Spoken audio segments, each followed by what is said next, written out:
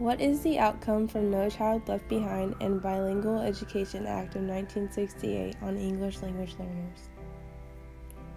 Students were not able to succeed up to the school standards, leading to the students being held back. This included students who may have had a disadvantage or disability.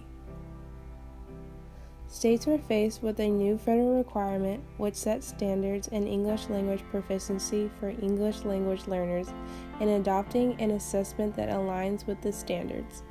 Most states struggled, and it wasn't until the 2006 to 2007 school year that all states developed limited English proficiency, also known as LEP standards.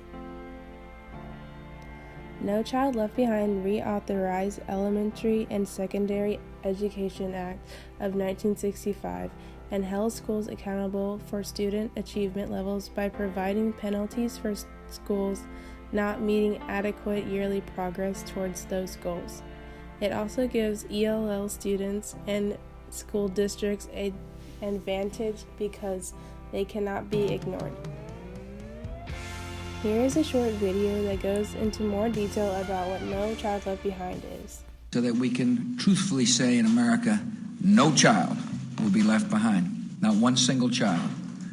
The president's nearly $48 billion education plan includes testing children annually to more closely monitor reading and math skills, rewarding schools where grades improve, and punishing failing schools by cutting federal money to districts that don't show progress, and allowing parents of children in public schools that fail 3 years in a row to use tax dollars, government vouchers, to move their children to private schools.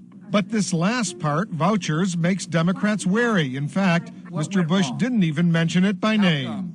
When schools do not teach and will not change, parents and students must have other meaningful options.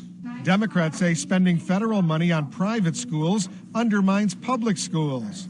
Even so, some key Democrats say they're eager to work with the new president. There are some areas of difference, but the overwhelming areas of agreement and support are very, very powerful.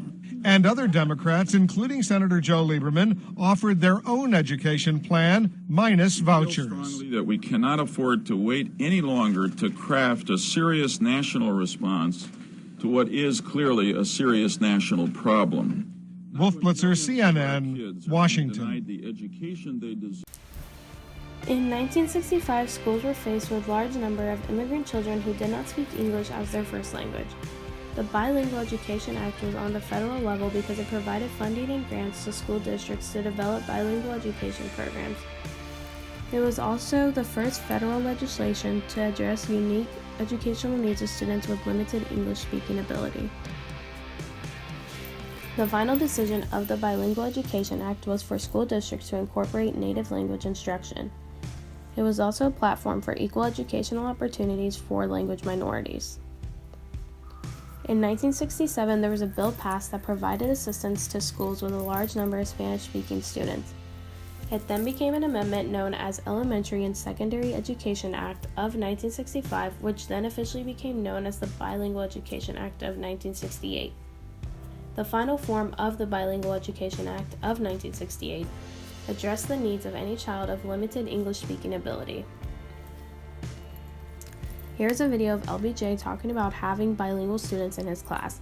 This is an important video because he was president at the time of the Bilingual Education Act of 1968. 8 years have passed, but I still see the faces of the children who sat in my class. I still hear their eager voices speaking Spanish as I came in. I still see their excited eyes speaking friendship. I had my first lessons in the high price we pay for poverty and prejudice right here.